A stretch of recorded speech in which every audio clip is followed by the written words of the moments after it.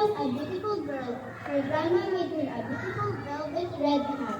She wore it every day, so people called her Little Riding Hood. One day, her mother said to Little Riding Hood, "Send this cake and rice wine to your grandma. She is ill. Come home early." The Little Red Riding Hood went out happily.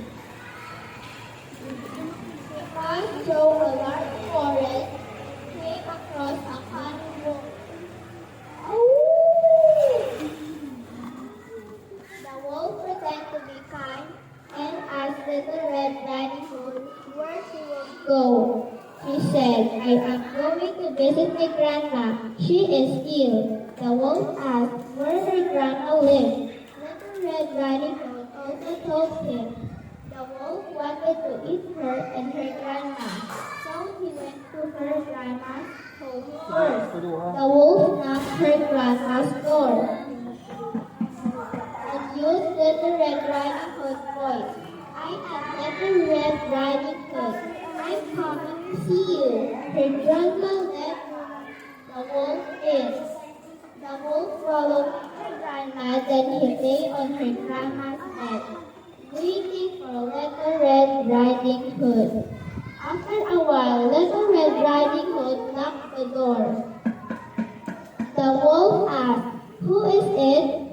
Little Red Riding Hood said, "This is me, Little Red Riding Hood."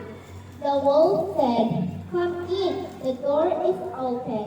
He covered his body and long mouth with a quilt. Little Red Riding Hood curtly asked, "Grandma, why your arms and feet are so stiff?" The wolf said, "In order to hear you better and see you clear." Little Red Riding Hood asked again, "Why are you stiff and so sharp?" The wolf said, "So I can eat you dead." He swallowed her. The wolf was full. He fell asleep and snored loudly. A hunter passed by. He saw the wolf lying inside the house. He knew what had happened. Then the hunter cut off the wolf's belly. The little girl and her grandma came out. They stuffed the wolf's belly with stones.